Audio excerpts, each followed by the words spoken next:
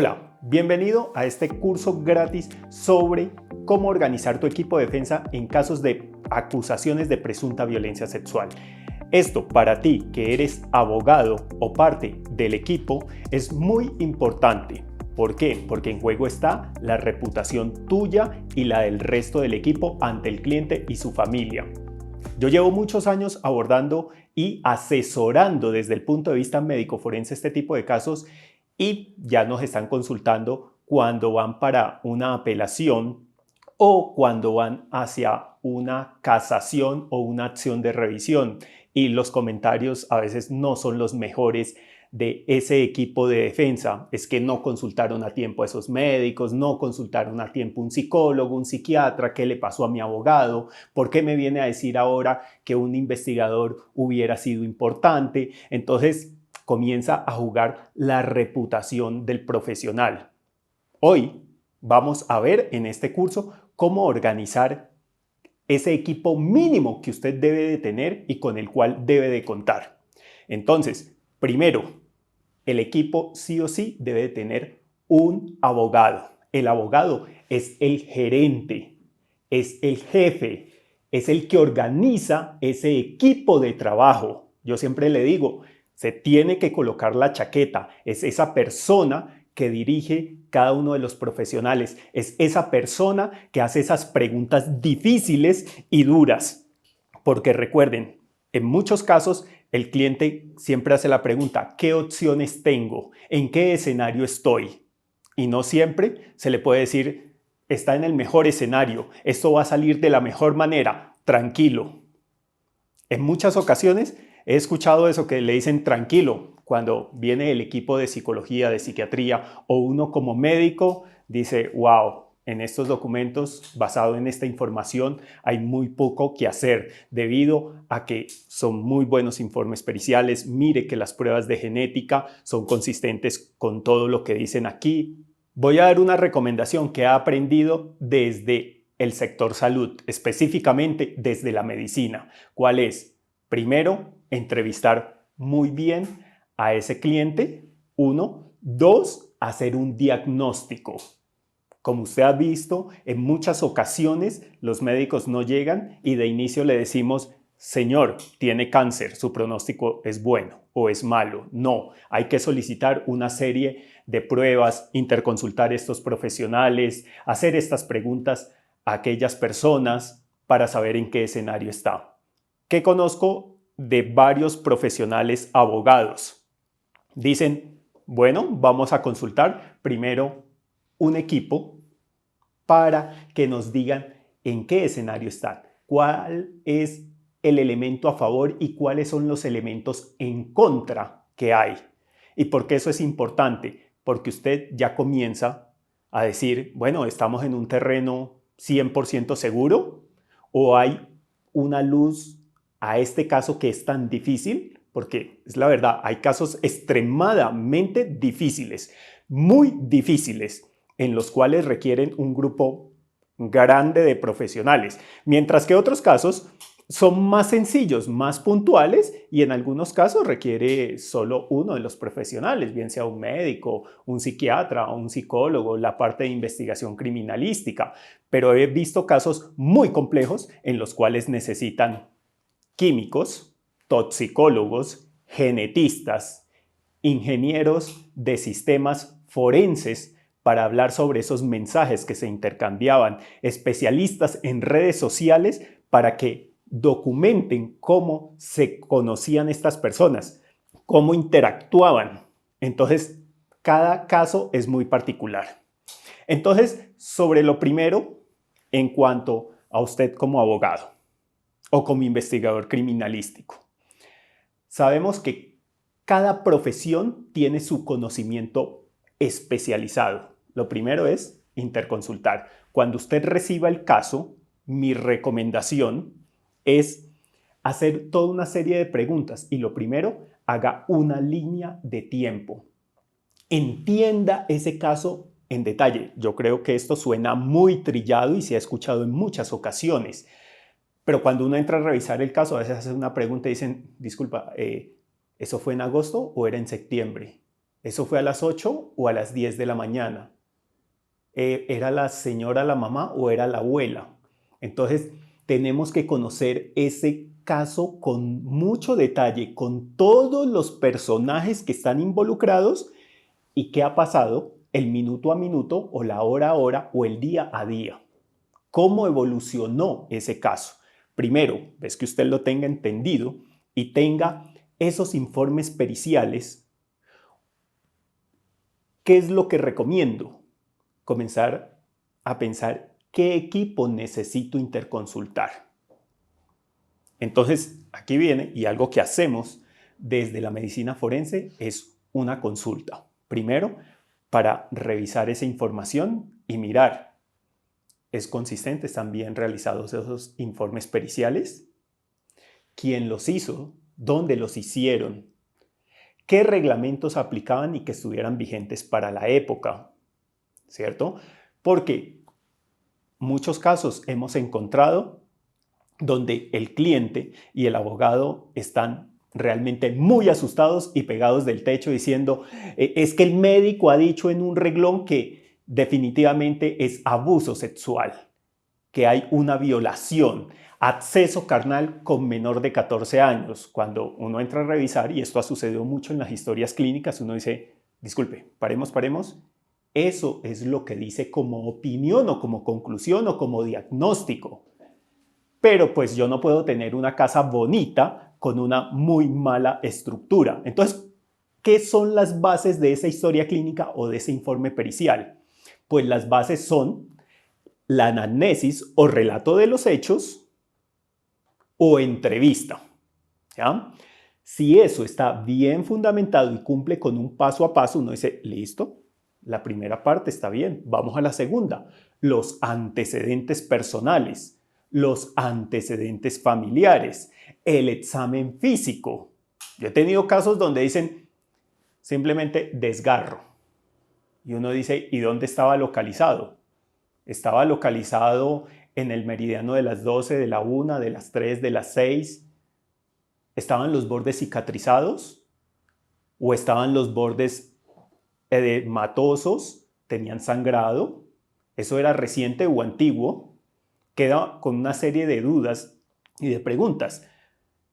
Y entonces, cuando uno pasa a mirar esa conclusión, dice, oiga, definitivamente esta opinión, conclusión, no tiene bases para haber llegado a decir eso. Y en otros casos, aún mucho más grave, terminan diciendo acceso carnal violento con menor de 14 años. Uno dice, disculpe, solo faltó la sentencia y la lectura del fallo. Han tipificado dentro de la historia clínica. Es verdad, los médicos podemos hacer algunos pronunciamientos que están dentro de la medicina como diagnósticos, o sea, abuso sexual o asalto sexual. Acceso carnal violento es un lenguaje de los abogados. Ustedes son los que tipifican. Nosotros diagnosticamos. Entonces es muy importante revisar eso porque resulta que aquí en Colombia, el Instituto Nacional de Medicina Legal y Ciencias Forenses tiene una potestad, ha sido delegado a través de una ley, en donde se le encargó hacer las guías, reglamentos, protocolos, modelos para la atención a presuntas víctimas en unos delitos que involucran a las personas, ¿cierto? Y estas guías, reglamentos o protocolos son unos estándares básicos con los que se debe de cumplir. En algunos casos, uno ve que inclusive la misma gente de medicina legal no cumple con esos estándares. Y la gente de las clínicas u hospitales o centros de salud se escudan diciendo, es que yo no soy de medicina legal. No, resulta que ese instituto ha dicho, esto cobija para los profesionales de la institución, también para los profesionales de salud, también para los peritos que sean públicos o privados. Además, el Ministerio de Salud ha sacado una resolución sobre el tema que dice, se debe de acoger a los lineamientos que diga medicina legal y aplicarlos. Sin embargo, también tiene que jugar el rol en salud. Entonces, debe hacer un diagnóstico, unas interconsultas, unas remisiones, formular unos medicamentos, solicitar unos exámenes. Entonces, es muy grande el panorama. Entonces, el mensaje es muy claro. Aquí en Colombia existen unos estándares básicos que se tienen que cumplir, o sea, es la línea más básica para garantizar algo de calidad. Claro, habemos un grupo de profesionales que nos hemos especializado en temas forenses, en mi caso la medicina forense, entonces tenemos unos estándares mucho más fuertes y estrictos y recurrimos a literatura internacional, porque variables y casos raros son los que hay en el mundo. Para comentarles un caso, por ejemplo, a una mujer le toman un frotis vaginal, ¿cierto? En un hospital o en medicina legal o en una clínica. Llevan esta muestra y la procesan en uno de los laboratorios de biología. Y la primera pregunta ¿es un laboratorio de biología de un hospital o la clínica o es el laboratorio de biología forense del Instituto Nacional de Medicina Legal? Y claro, esto es importante no solo por el nombre de la institución, sino cuáles son los procedimientos o protocolos o el paso a paso para procesar esa muestra. Primera pregunta que usted se debe generar en este tipo de casos. Y viene y le da positivo. Y el informe pericial o el documento termina concluyendo semen detectado, detectable semen. Entonces, una pregunta que se debe generar, oiga, ¿y solo los hombres producen antígeno prostático específico? Pues no, para que a usted le quede claro, ni es prostático ni es específico. ¿Ya? No es específico de la próstata. Lo producen los hombres y las mujeres. De hecho, las mujeres producen antígeno prostático específico. Y aquí es algo importante para que usted vaya comprendiendo que en salud y en temas científicos hay pruebas que son cualitativas y hay pruebas que son cuantitativas. Cualitativas, positivo, negativo. Mientras tanto, las pruebas cuantitativas son aquellas que me hablan de números, microgramos, picogramos, decilitros, mililitros, litros. ¿Ok? Entonces, claro, no es lo mismo que encuentre ese antígeno prostático en un hombre en niveles elevadísimos a que me digan la mujer tiene niveles bajos. Si quien hace ese análisis dice, es que el resultado es de tanto, uno dice, listo, eso corresponde a un hombre. Y aquí viene un detalle importante.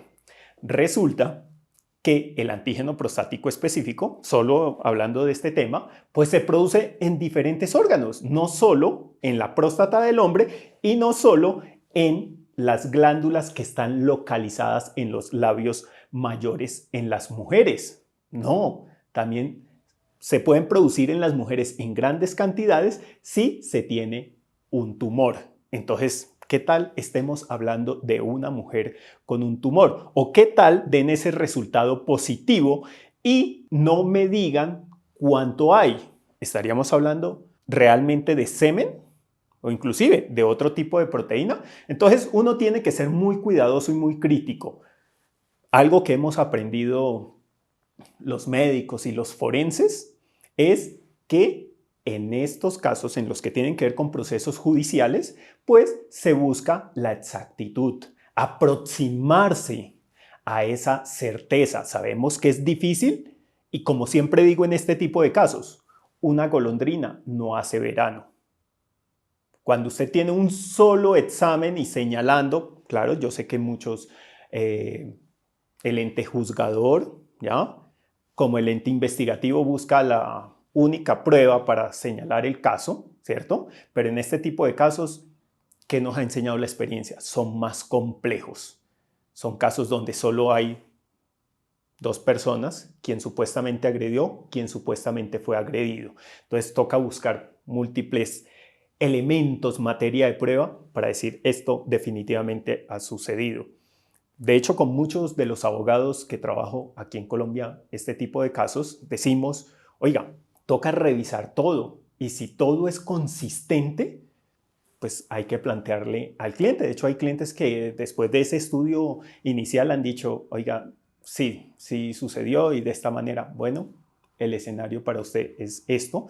Y hay algo que yo he promovido como forense que trabajo para la defensa y que hemos promovido muchas personas que trabajamos para la defensa, es serle sincero, serle claro a ese cliente, a esa persona que está involucrada, a su familia y al abogado que lo va a representar, en conocer esos elementos a favor, esos elementos en contra. De hecho, yo personalmente tengo una escala para abordar este tipo de casos.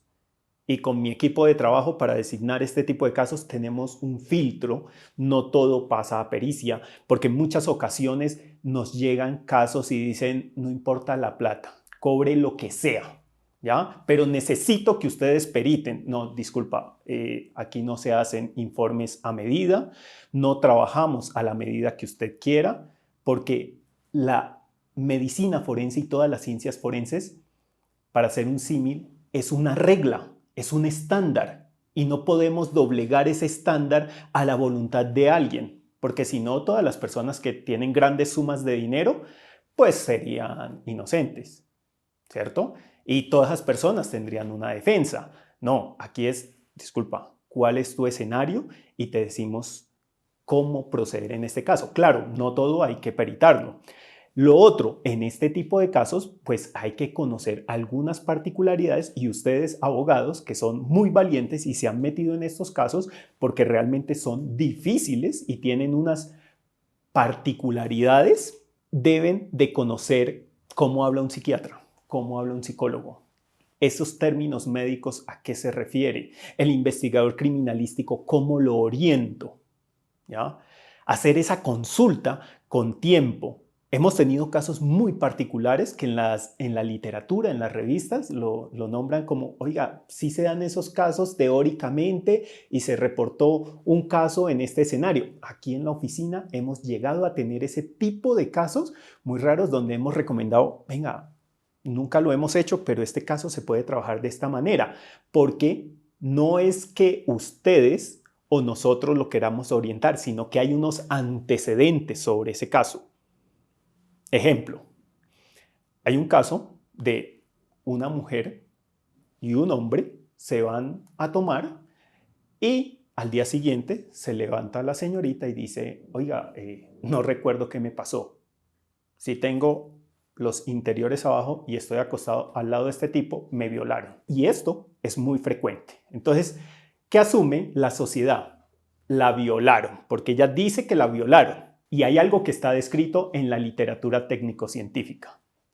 Los blackouts inducidos por alcohol. En lenguaje español, sencillito, los apagones, la enlagunada, se le borró la memoria, está descrito. Y hay literatura muy fuerte sobre ese caso, sobre ese tipo de casos que suceden. Cuando entro a revisar ese caso en particular, me llamó la atención que un familiar dice, es que a ella se le borra el cassette, hay un antecedente. Yo decía, ve, nadie le ha preguntado sobre eso, pero mira que hay un antecedente de que sucedió esto aquí, acá, en esta fiesta, el alcohol, ni sé qué, y ella nos está diciendo que en este episodio recuerda solo momentos de hecho, solo unos momentos de episodio, ¡pum!, está sucediendo tal cosa, se me borró la memoria. Y aquí viene un punto importante. Una cosa es que se te borre la memoria por consumir alcohol, que eso está descrito, y otra cosa es el consentimiento. Y aquí es donde uno escucha muchas historias de personas que dicen, oiga, no sé cómo llegué en el carro a la casa y estoy en el parqueadero, ¿ya? No sé qué sucedió. Ve, me acaban de mostrar un video que me bajé los pantalones y corrí por toda la cuadra. La verdad no recuerdo, ese no soy yo. Pero hay un documento, ya en este caso un video, documentando que esa persona se quitó la ropa y corrió por la cuadra. Y aquí lo hemos escuchado en la oficina de personas que dicen, oye, me pasó esto y llegué a la casa ebrio, ¿ya? y no recuerdo, le terminé pegando a mi esposa, no lo recuerdo. Claro, cuando el agresor es a quien se le olvida el cassette, es un escenario totalmente diferente. ¿Por qué? El alcohol altera la memoria. La voluntad es otro cuento aparte. Entonces, sobre el tema de violencia sexual, ustedes, reitero, que son valientes al abordar este tipo de casos, hay un abanico súper amplio del cual se debe aprender sobre diferentes temas y así, cuando le llegue un caso, mira cómo adapta ese caso, qué hay sobre teorías sobre ese caso, qué hay de elementos materia de prueba. Hay casos en los que nosotros hemos recomendado y les decimos, en este caso definitivamente tienes que conseguir historia clínica. ¿Por qué? Mira que hay un reglón donde dice que hay unos antecedentes y ese antecedente es supremamente importante para este caso. Toca que busquen más información y en muchas ocasiones dicen, doctor, pues ya que le pagamos, vayan ustedes. No, disculpa. Esto es un proceso penal, primero. Segundo, se requiere cadena de custodia sobre esa documentación. Y lo otro, pues, autorización por parte de un juez de control de garantías para que te permita acceder a esa historia clínica, que levante esa reserva sobre esa historia clínica. Entonces, como ve, hay muchos pasos. Hoy en día, muchos abogados consultan con tiempo para organizar ese plan de trabajo. Muchos casos necesitan un plan de trabajo. ¿Necesito historia clínica? Sí o no. Después de que consultamos, se necesita un psiquiatra o un psicólogo, o los dos, porque ha habido confusión. En algunos casos se escucha de los jueces que dicen, señor abogado defensor, ¿es el psiquiatra o es el psicólogo? No, necesito los dos y los sustentan. No, es que son lo mismo. No, el psiquiatra es un médico con una especialidad médica. El psicólogo es una profesión, funciones diferentes. El uno no es un técnico y el otro es un profesional. No, son dos cosas diferentes, dos enfoques diferentes. En algunos casos tienen que ir los dos. En otros casos, dependiendo, puede ir el psicólogo o puede ir el psiquiatra, depende del contexto particular. Entonces, para aprender muchísimo más sobre este tema, espero que les haya sido muy útil esto que les acabo de transmitir. Los invito a un curso que tenemos sobre este tema, donde participa un psiquiatra con cerca de 30 años de experiencia en temas forenses, una psicóloga con doctorado en temas de maltrato infantil y temas forenses y un abogado que le ha dedicado muchísimos años y ha trabajado en este tipo de casos y tiene muchos casos exitosos y que les puede transmitir mucha experiencia y mucho conocimiento sobre cómo abordarlos, cómo organizar este tipo de casos. Para más información sobre el curso pago, donde está estructurado el paso a paso, donde se explica desde el derecho, la medicina forense, desde la psicología forense, desde la psiquiatría forense, qué hace cada profesional, qué se debe tener en cuenta en cada uno de los informes. Los invito a que le den clic en el enlace www.laacademiaforense.com.